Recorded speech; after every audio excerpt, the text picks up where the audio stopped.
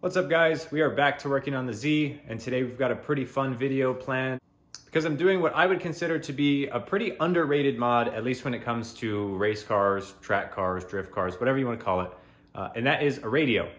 Now, I personally enjoy street driving my car, at least this car. It's not a crazy race car or anything. I guess if you have like a caged pro car, you wouldn't care about the radio, but if you like street driving your car, it's important, at least to me, to have some kind of sound system in there. I'm not talking about amps and subs and all that jazz, but at least a decent head unit. Now this thing has a stock head unit, and it's actually the factory like Bose thing. So it had a sub. If you remember in a video a while ago, I actually removed that. It also had an amp in the back that I didn't show you guys, but I did pull out like right before the track day. And since I pulled that out, none of the audio works at all. I mean, it makes sense. It kind of disabled power to the factory speakers. So we're gonna figure out a way to bypass the original amp, get the speakers working, and then throw a new head unit in this thing so I can listen to some sweet tunes while I'm shredding the streets. So we're back in the trunk here. I've already removed a bunch of stuff. The factory amp used to live in this area here. These two plugs went to it, and this is the one we are interested in today. You can see I already kind of separated the wires. I found a write-up online that said what to do to bypass the amp. Basically, I'm just like putting some wires together. It would be the speaker wires that go to the amp. I'm pretty much connecting them together to create a loop, which should keep it working. So I'm gonna start hooking all these wires up and see if it works. If it does work, I'll put a picture of the diagram I followed up on the screen. So before I do anything permanent, I want to make sure this works. So I just stripped the wires and then just twisted them all together, separated them enough to where I know they won't touch each other. Now I'm going to put the key in the car and see if the radio works. Key is in, radio's on, and it works. Can't play much more than that because it is a staticky radio station and I'm sure it'll get a copyright claim. But it's nice to know the speakers work. So now we can move on to the next step, which is pulling the factory head unit out, getting the new one wired up, and then we should be good to go. All right, so we got our panel out, radio's in my hands. Let's go compare this to what I have to replace it with. Quick little comparison here, this old Bose tape deck CD thing to this new, I don't even know who makes this. So it was pretty much the best reviewed head unit on Amazon for, I think, under 50 bucks. I think it was like 40 bucks and change or something. But it's got a USB port, which is all I really wanted, and a decent looking little display. It doesn't look terrible. The funny thing is this thing is so heavy, and this guy maybe weighs 2 pounds. If that. It's kind of hilarious, the difference in weight between the two. And then we just have your generic like dash install kit. This is made for a Z, so it should bolt up pretty easy. And then just your regular wire harness connector thing. So this should connect to the factory wire harness and then give us all the outputs to connect to the wire harness that came with this guy. So should be a pretty easy install. I'm gonna get to wiring. That stuff's kind of boring. So hopefully when you see me in the next clip, it'll be with this thing hooked up and working. After quite a mess, it works. You can see the wiring is a total mess back there. All right, the radio works. I kind of fought with it for a little while there. I hooked it all up to what I thought was correct, and then it didn't work at all. Didn't power on, didn't do anything. So I was like, man, what's the issue? Found a couple things online that I thought could have been the issue, fixed those, still didn't work. I finally found some forum somewhere that had mentioned somebody having issues with the ground, and they just ground the radio or the new head unit straight to the chassis instead of running it through the factory radio harness ground. And as soon as I did that, the thing turned on and works fine. Really weird, I don't know why that would be, but hey, it works.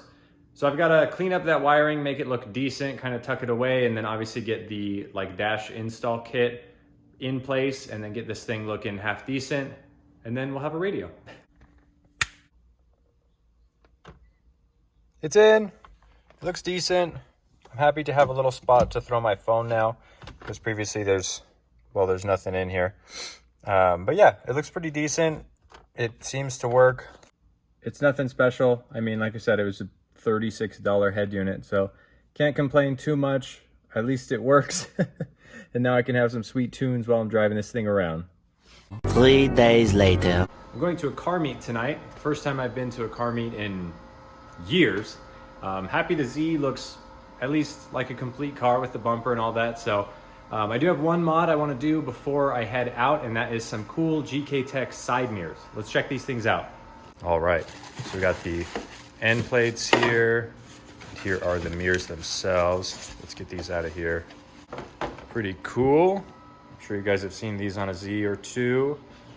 They're actually sold for a G35, not a Z, but they have a little write-up on their website that says how easy it is to fit them onto the Z. So I'm gonna get the door panel off, get the factory mirrors off, and get these guys on. It should be a real quick job. Pulled the door panel off here, and there's always been an interesting noise in this door, like a little rattle.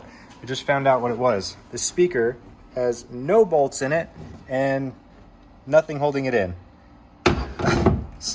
It was like halfway out when I pulled the door panel off like that. So I'm sure that's my issue there. I'm gonna throw some screws in that and hopefully that'll solve the little rattle I was hearing. All right, got one mirror on. Check it out, looks pretty cool.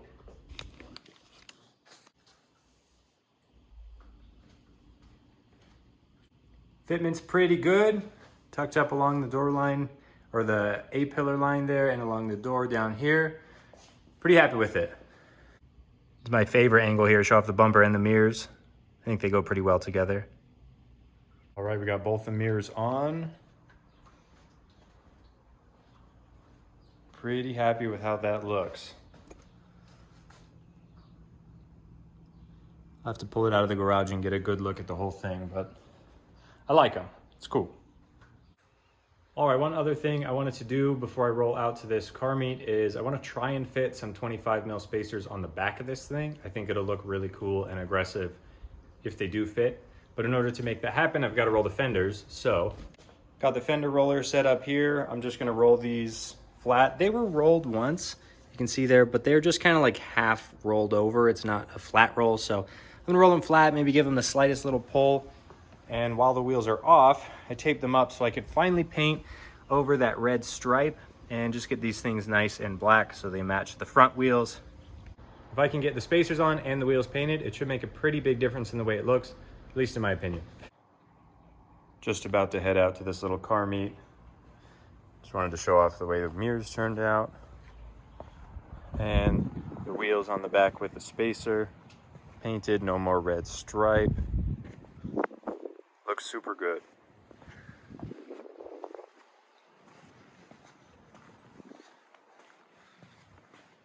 Fitment looks a whole lot better. I don't think it'll rub. We'll just have to wait and find out.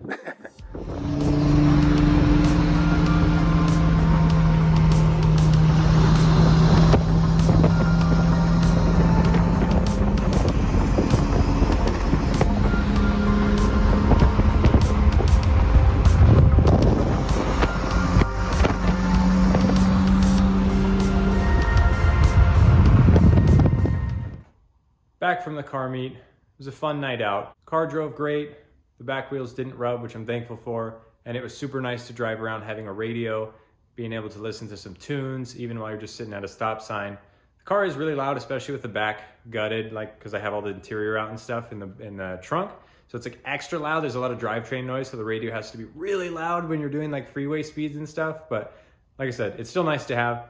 Hopefully you enjoyed those rollers on the freeway. Shout out to my boy Marco and his girl for getting those shots. I do appreciate it. That is gonna be a wrap for today's video. If you guys enjoyed it, as always, give it a thumbs up. And of course, I'll catch you in the next one.